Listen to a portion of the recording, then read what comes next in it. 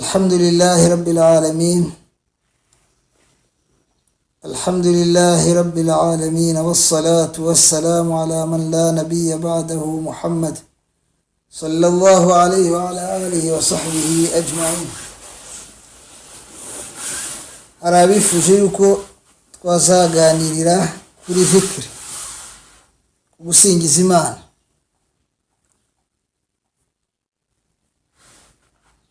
Azikiri ni umuryango munini kandi mugari,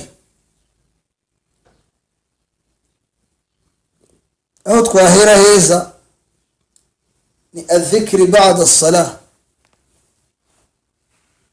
ni ugusingiza Imana bikorwa nyuma y'isala ya faradha y'itegeko.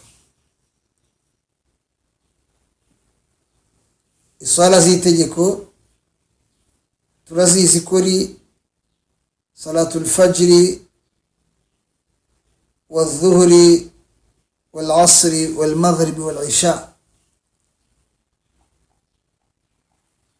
Isala ya mu gitondo, umuseke utambitse, igihe cyayo kikarangirana n'izuba rirashe.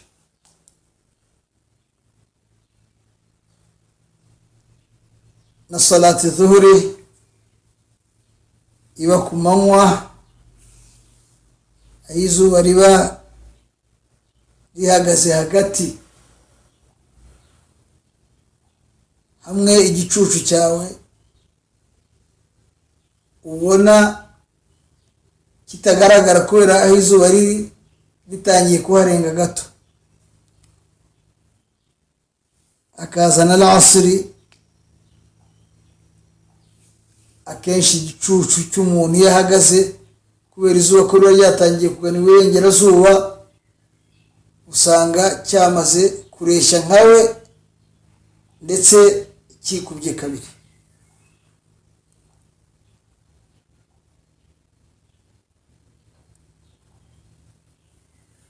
Iyo sala al-asri irangira izuba rirenze, ya dhuhuri nayo ikarangira al-asri itangiye. Izuba rirenze magharibi bishe. Magharibi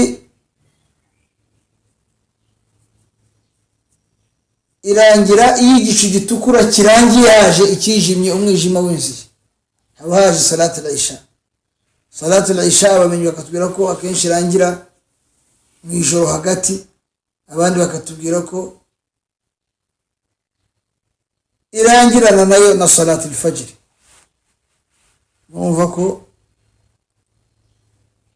salatu al-isha ni ifite igihe kirekire.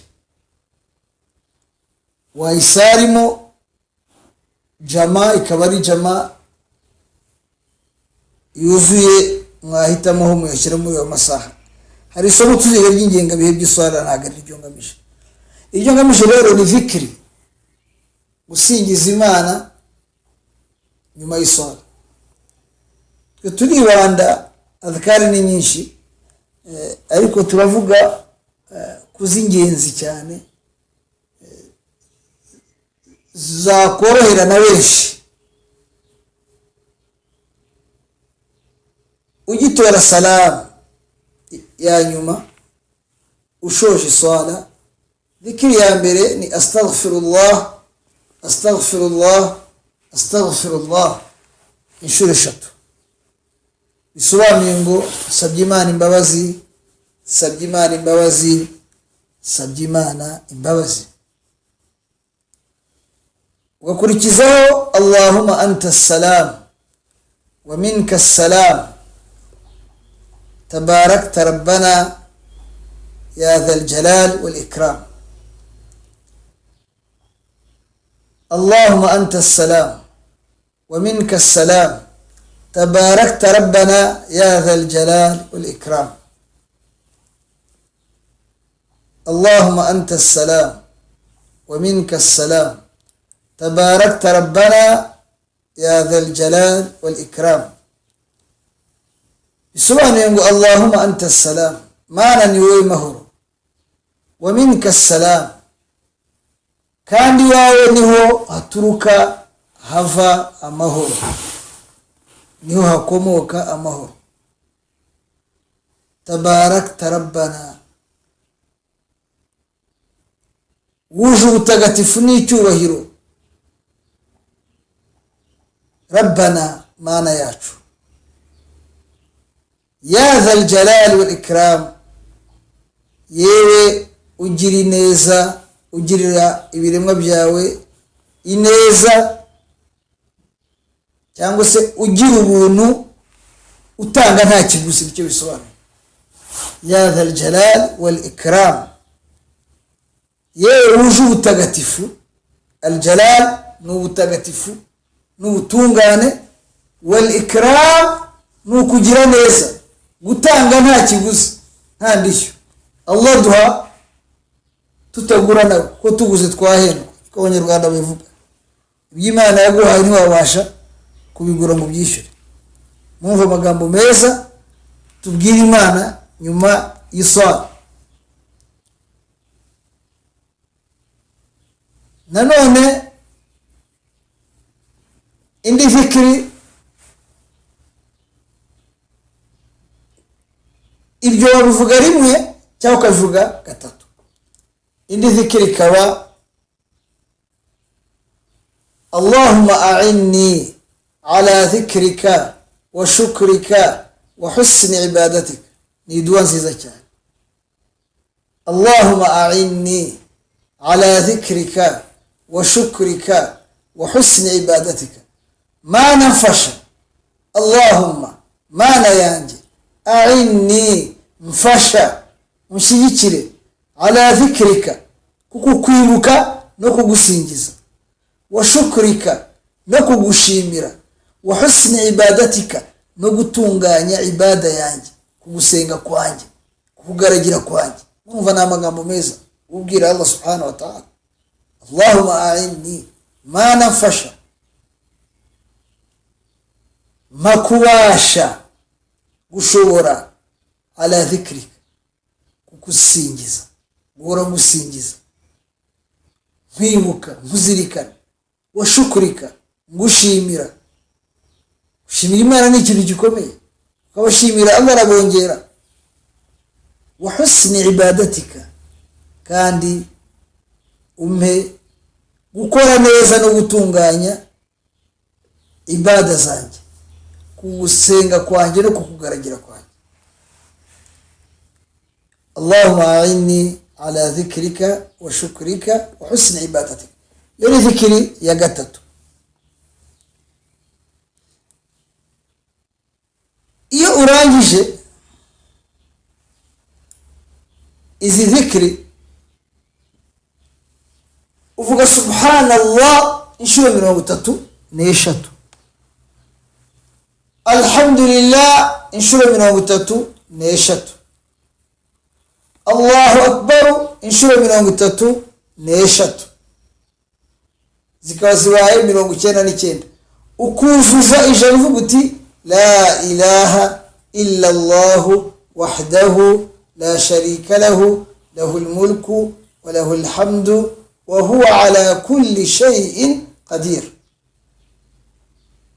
Iyi dhikri ni dhikri y'ingenzi udakwiye kwibagirwa nyuma y'iswala.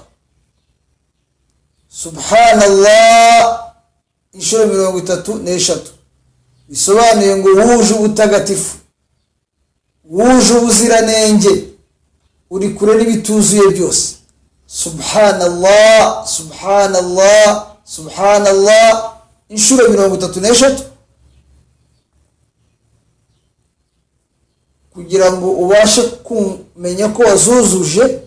Ushobora kwifashisha ikiganza cyawe cy'iburyo, ufiteho intoki 5, buri rutoki ukajya ubivuga inshuro 3. Iyo ubikoze kabiri biba bibaye inshuro 30, ukongeraho indi nshuro 1 ukoresheje urutoki rumwe ukasubiramo inshuro 3, 33 ziba zuzuye. Alhamdulillah nayo gutyo inshuro 33, bisobanuye ngo alhamdu lillah, ikuzo nishimwe ni ibya Allah. Alhamdu lillah, ikuzo, ibisingizo byuje ubutagatifu, ishimwe ni ibya Allah. Alhamdu itwara izo maana zose. Ikuzo byuje ubutagatifu nishimwe ni ibya Allah. Kuko tuvuze ngo ashukuru lillah, uvuze ngo ishimwe ni iry'Imana. Ariko uvuze ngo alhamdulillah, alhamdu yo ni ngari, ishyiramo ikuzo yuje ubutagatifu nishimwe. Bisobanuye ngo iyo uvuze ngo ashukuru lillah, ubushimiye Imana ariko utavuze ikuzo ryayo n'ubutagatifu bwayo. Ariko iyo uvuze alhamdu, ubu bivuze byose. Inshuro 33. Allahu akbar. Imana iruta byose, isumba byose, irenze byose, iri hejuru ya byose. Inshuro 33. Mwumva ayo magambo uburemere afite.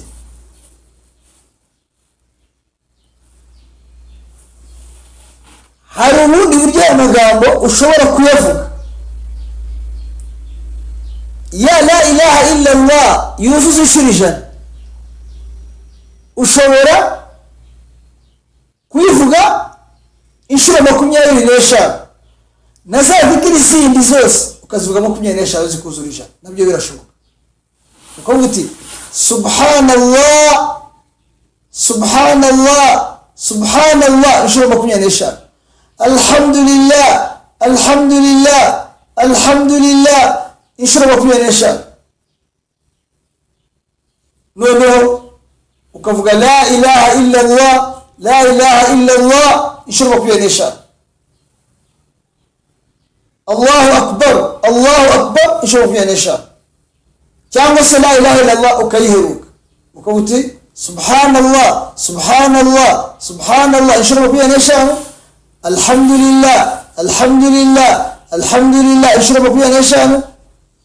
Allahu akbar, Allahu akbar, Allahu akbar inshuro 25.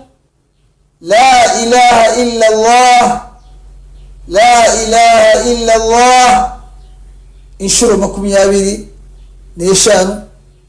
لا إله إلا الله وحده لا شريك له له الملك وله الحمد وهو على كل شيء قدير.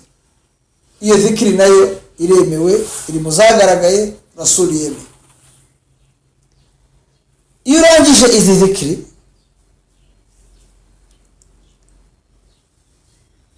twavuze ko iyo ari baada salati al-fajr uvuga la ilaha illa Allah wahdahu la sharika lahu lahul mulku wa lahul hamdu yuhyi wa yumitu wa huwa ala kulli shay'in qadir inshuro 10.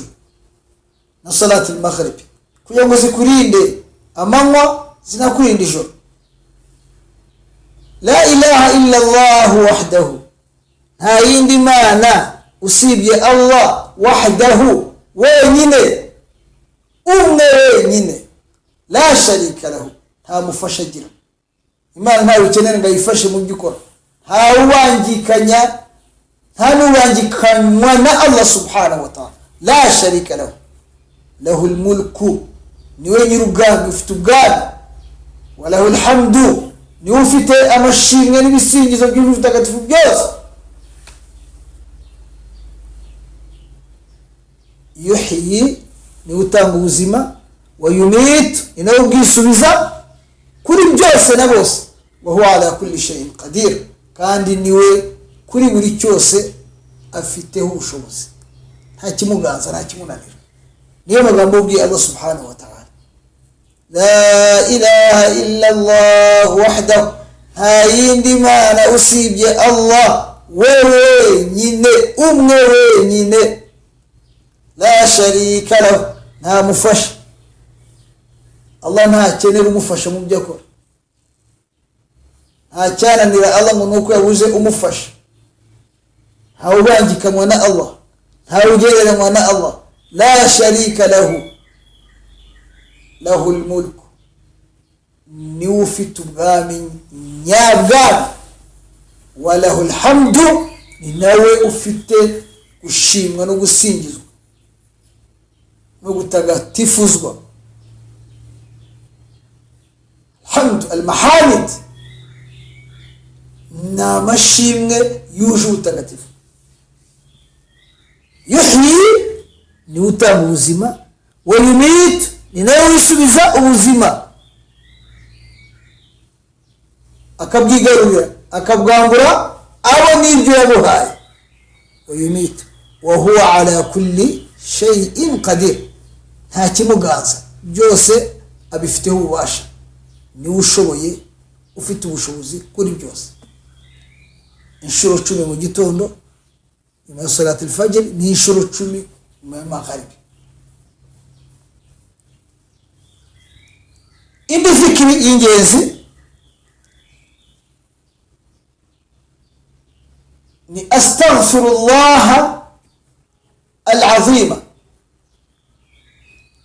alladhi la ilaha illa huwa الحي القيوم واتوب اليه. انشر الشتو، انشر الشتو. استغفر الله العظيم الذي لا اله الا هو الحي القيوم واتوب اليه. استغفر الله العظيم الذي لا اله الا هو الحي القيوم وأتوب إليه. بسبب أستغفر الله العظيم، سبجمان مبوزي، سبج مبوزي الله العظيم وهابا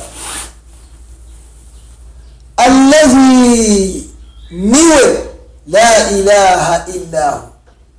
هاي ما نصيب جوي وين الحي أهورا نوزين أهورا نيهو القيوم abeshejeho byose kandi ntacyo akeneye ngabeho. Wa atubu ilay, niwe nishujijeho, niwe nsabye imbabazi. Mumva amagambo meza twatubwira Allah subhanahu wa ta'ala. Ibyo bivuga inshuro 3 usaba Allah subhanahu wa ta'ala imbabazi. Nyuma y'izo zikiri hari n'izindi 2 3, ariko izo muri make zaba ziguhagije uzikoresha ugashyiraho ayatul kursi. Allahu la ilaha illa huwa al-hayyul qayyum la ta'khudhuhu sinatun wa la nawm lahu ma fi as-samawati wa ma fi al-ard man dha alladhi yashfa'u 'indahu illa bi idhnihi ya'lamu ma bayna aydihim wa ma khalfahum ولا يحيطون بشيء من علمه إلا بما شاء وسع كرسيه السماوات والأرض ولا يؤوده حفظهما وهو العلي العظيم. إي آية يتكو أعظم آية في القرآن، نيو آية هم باي من القرآن. هل يتفاوي جاي جوز أركو يمانيا تكوافو كي سوامي يوز.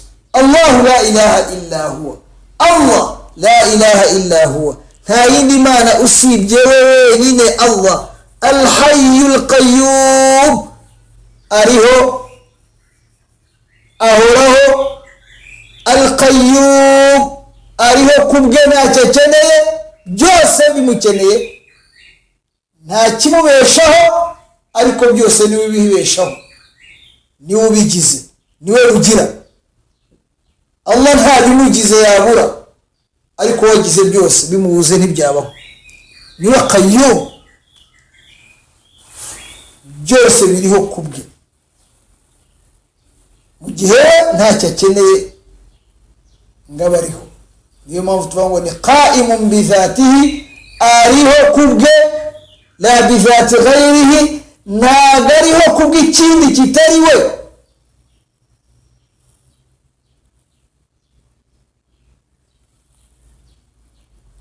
لا تأخذه سنة wala nawm. Niki gishimangira cyemeza ko ibyo tuvuze ari byo nuko Allah la ta'khudhuhu nafatwa sinatu no guhunyiza wala nawm cyangwa ibitotsi. Haga Allah sinzira. Hari icyo twita ngo igitotsi, agatotsi karamfasha. Allah nta gatotsi kamufata. Allah nta gatotsi kamufata, nta nubwo asinzira. La ta'khudhuhu sinatu wala nawm. Twavuze uburyo Musa abajije Imana ngo imyaka n'imyaniko uwo uri maso nta nari musinzira. Allah yamuhaye ikizamano ngo afate amagira asabire. Fate ijage y'ikirahure irimo n'amazi. Musa yarayifashe. Ateyeze Imana mubwira. Yaratize Musa arahunyiza iramucika. Irameneka. Allah ati Musa bigenze bite? Afashe igirasi ijage wambwiye kiramo amazi ndategereza icyo numbwira. Ibitose byafashe irancika. Ibaze nge mungije. Sinijuru byose byatabishwanye. Yagongana. Imana ntisinzira ntihunyiza. Lahu ma fi samawati wa ma fi al-ard. Nibye byose biri muri samawati mwisanzure. Kirere byinshi ya antum ashadu khalqan am as-samaa. Hati muzika ngo muhambaye kuri am as-samaa. Mwisanzure ari bitangaza Allah yarikoze yari. Am as-samaa. Hano kwisi tuntu duto cyane ari ibintu birahambaye biretse. Banaha Allah yarabyubatse bitangaje. As-samaa banaha.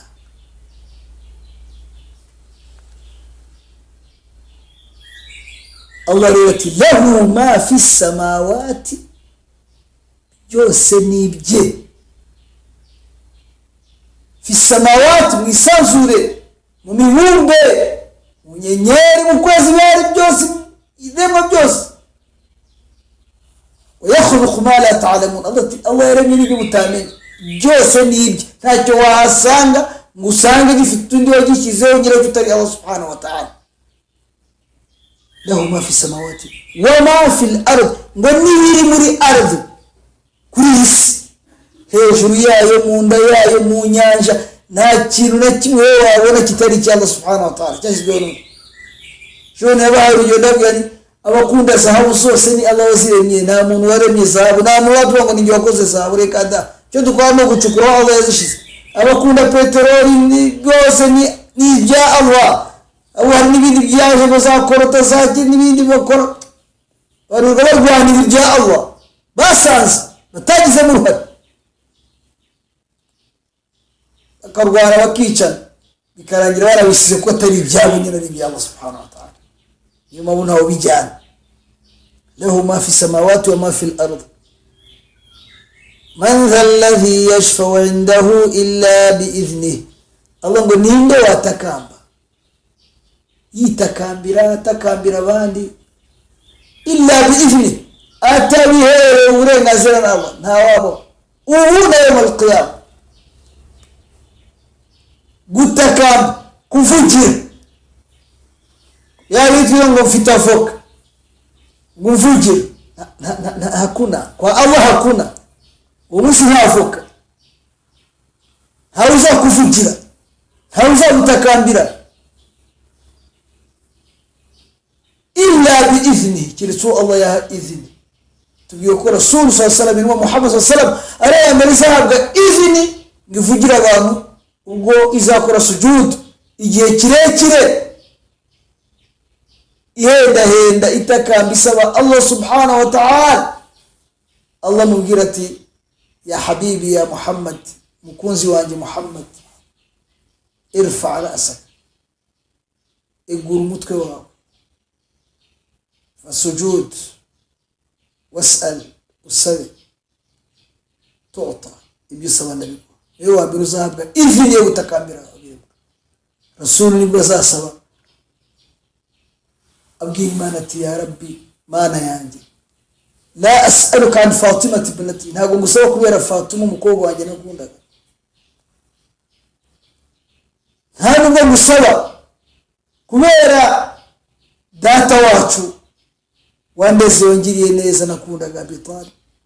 nta nubwo ngusaba kubera mama na data n'abandi, walakin ummati ndagusaba kubera umma yanjye abo wantumyeho.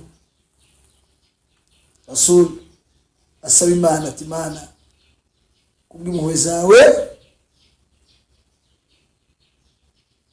cira urubanza ibiremwa byawe, abajya mu ijuru bajye mu ijuru, abajya mu muriro bajye mu muriro, kubera igihe bazaba bamaze bategereje yawma tubaddalu al-ardu ghayra al-ardi was-samawati matwiyatu min yamini, umunsi isi tuzayihindura itari ngiyi, nta giti nta mugezi, imisozi yaratumutse, nta bwugamo, nta nzu, nta kintu na kimwe gihari, nta wambaye urambara gute se hari uruganda rwo rukora imyenda,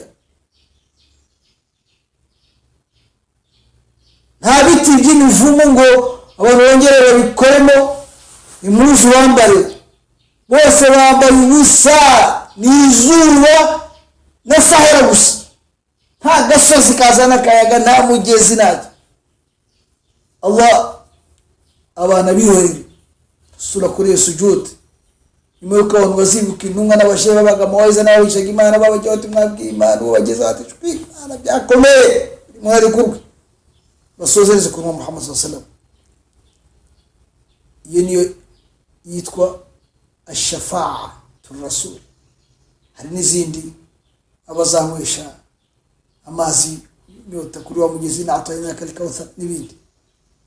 Allah man dha alladhi yashfa'u 'indahu illa bi'idhnihi, ninde watakambira kwa Allah subhanahu wa ta'ala nta numwe illa bi'idhnihi. يوم يقوم الروح والملائكة صفا لا يتكلمون إلا من أذن له الرحمن وقال صوابا. الله يوم يقوم الروح وكل موسى يملك نجر يقوم الروح ملائكة جبريل وكل ملائكة أصحاب هذا والملائكة لا ملائكة صفا وصاركم اليوم فكل أتمنى كراسيس كاجسيكا كما قال غزلات جلسي أودا لا يتكلمون لا نوم وبشكفك وفوسك ذلك أما ملائكة لا يتكلمون لا نوم وفك الله إلا بإذنه جلتواها كورين نازلنا الله من ذا الذي يشفع مين ده واتكابا إلا بإذنه أدها كورين نازلنا لا نوم وبشكفك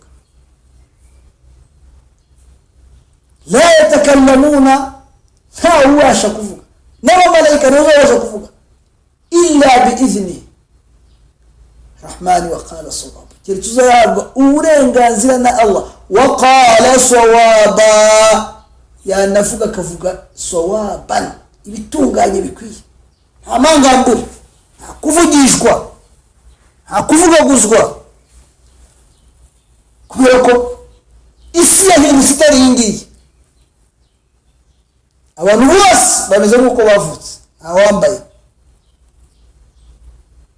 Aisha yabajije Rasul ya Rasulullah nta wambaye abagore n'abagabo bazabareba Rasul ati ya Aisha uwo munsi uzabikaze ntabwo uzafite umwanya wo kureba buri wese likulli mri'in yawma'idhin likulli mri'in minhum yawma'idhin sha'anun yughni likulli mri'in wurimu minhum murimu yawma'idhin kumus sha'anun yughnihi azaba fiti ibye yitaye yibaza ndajahe biragenda bite ndabazwa iki wibuka wibyo anyamo kubisabo wambuye watutsabo uzabona utekereza ndajahe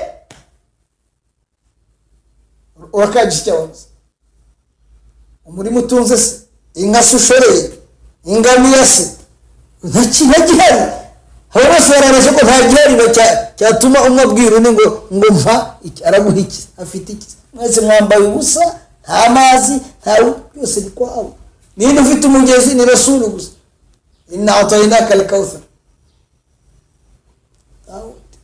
yuha al-kawthar umugezi uzamara abantu inyota man dha alladhi yashfa'u indahu illa bi'iznihi ya'lamu ma bayna aydihim wa ma khalfahum, ko turangize ibisobanuro by'iriya ngo Allah azi ma bayna aydihim, ibiri hagati yabo byose, ibiri mu maboko yabo byose, ibyo utunze n'ibyo ufite n'ibyo ureba n'ibyo wumva n'ibyo ubona byose Allah arabizi. nta na kimwe wowe wahisha Allah, wakinga Allah, wakwibereka ngo Allah ntakimenye. wama khalfahu, n'ibiri nawe utabasha kumenya utazi byose Allah arabizi. ya'lamu ma bayna aydihim wama khalfahum, Allah azi ibibagize n'ibari imbere n'ibyo batunze byose n'ibiri mu maboko yabo byose, n'ibari inyuma batabasha kubona n'ibibarenze, byose Allah ntacyo wamuhisha. ubushize twaravuze muri tawhid ngo ilmuhu huduri laktisabi, ubumenyi bwa Allah buriho ntibubaho. ntabwo Allah amenya nyuma yo kujijwa nk'ibiremwa, nta nubwo kumenya ko buheruka no kwibagirwa. ilmu ya Allah ihoraho, huduri iriho laktisabi, ntabwo ariyo Allah haha. ntabwo Allah ajya kwiga ntabwo ashaka, ntacyo Allah akenera kugira ngo abashe kumenya ikintu nuko dukenera ibituma tumenya ibindi. Allah ilmu ye ihora iriho, azi byose nta kimwica. ya'lamu ma bayna aydihim wa ma khalfahum ولا يحيطون بشيء من علمه إلا بما شاء. ناني واباشا كمن يمري علمه يا الله إلا بما شاء. كيرتي شو الله يسمى ngo iki mukimenya, bivuze ngo ibyo twavumbura byose, ibyo twamenya, abiri bakora ubushakashatsi mu laboratoire bamenye ibyo Allah tanze izini ngibi babimenye. ariko icyo Allah tavuze ko twamenya, ubwonko n'ubwenge ntibushobora kukimenya. ولا يحيطون بشيء من علمه إلا بما شاء. ntacyo babasha kumenya min ilmihi, mu bumenyi bwa Allah, illa bima sha'a, keretse icyo Allah yabahitiyemo yemeye ko bamenya. wasi'a kursiyuhu as-samawati wal ard.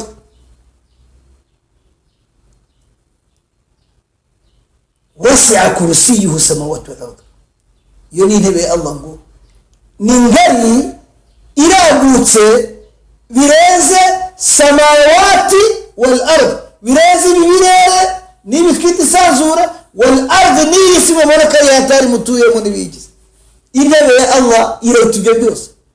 ikibazo ni intebe ya Allah iruta ibyo byose, arishi irangana iki? kuko arishi ni nka podium yari intebe ya Allah subhanahu wa ta'ala.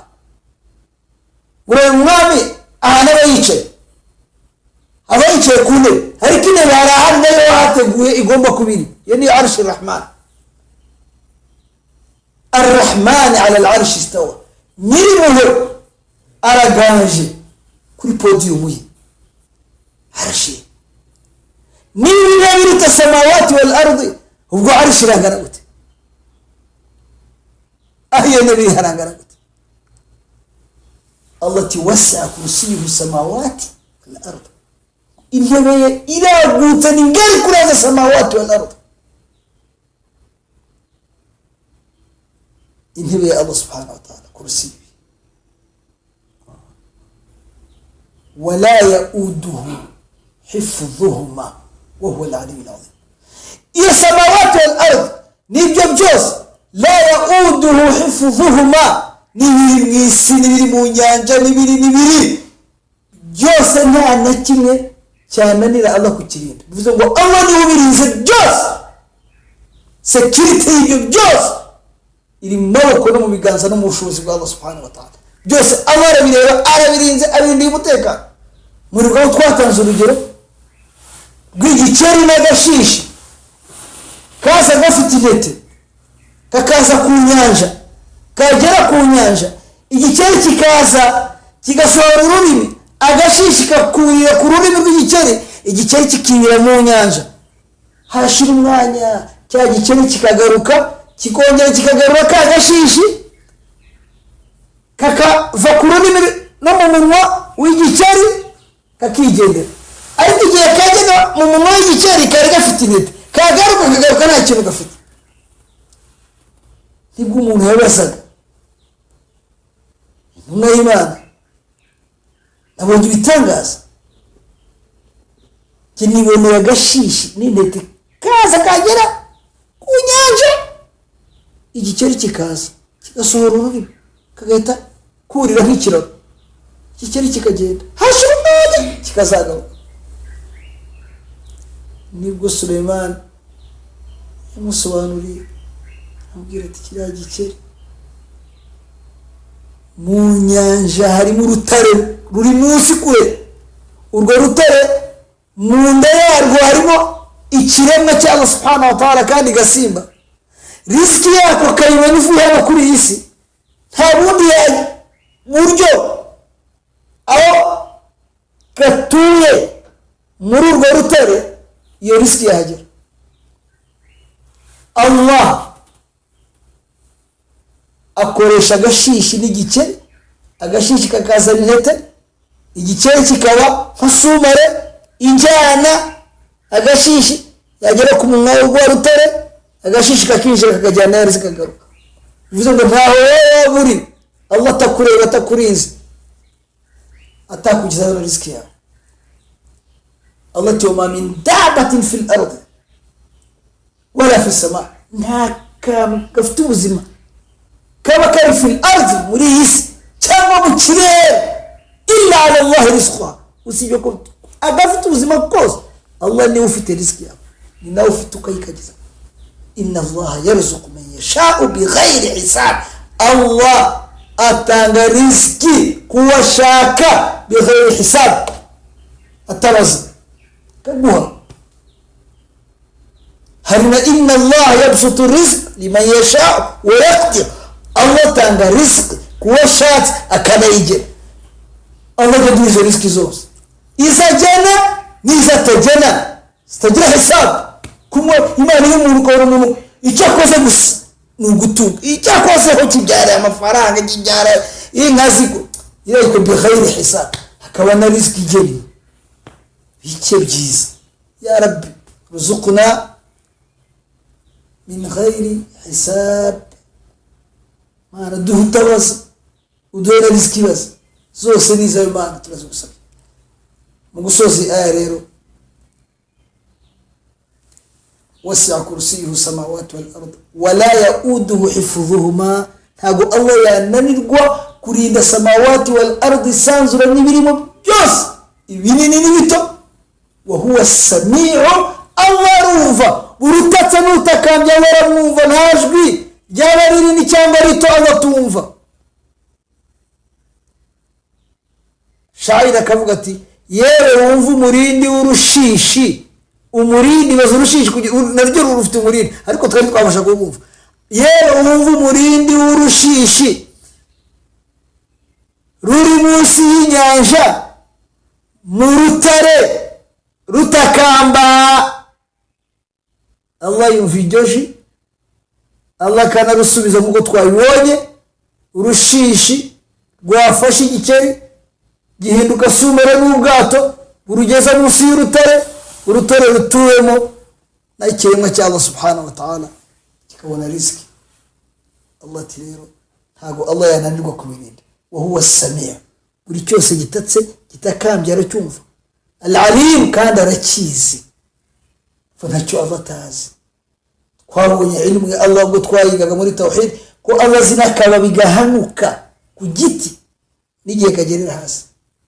وما تسقط من ورقة ولا حبة في ظلمات الأرض ولا رطب ولا يابس إلا في كتاب مبين.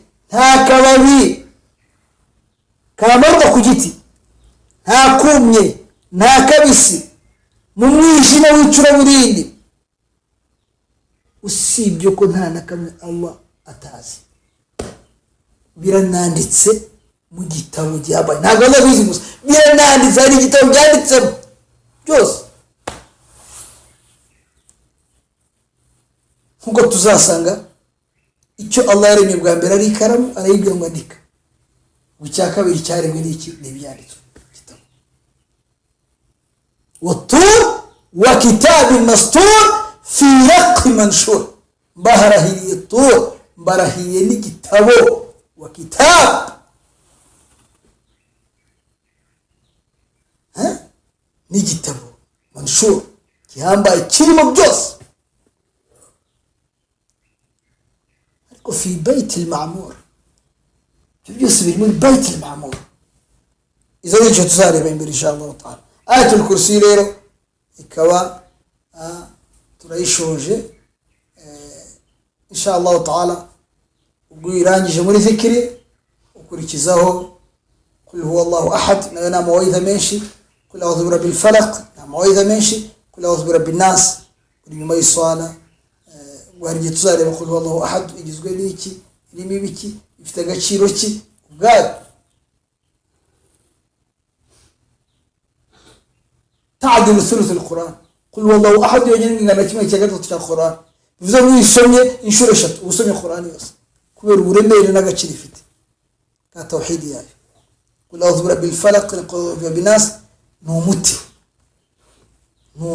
n'urukingo rurinda amashyari y'uburozi ubugome ibyo byose muzi yuko byavuye intumwa Muhammad sallallahu alaihi wasallam n'abasangira ngendo n'abemeramana bifuza surati al-Fatiha na qul huwa Allahu ahad na qul a'udhu birabbil falaq na qul a'udhu birabbin nas izo ni zikiri zifite n'akamaro reka dusoreza ku isomero barirerire abantu barabirwa kuryumva Allah azaduha inshallah ta'ala dukomeze ibyo tutujuje wa sallallahu wa baraka ala sayidina Muhammad sallallahu alayhi wa ala alihi wa sahbihi ajma'in. Assalamu alaykum.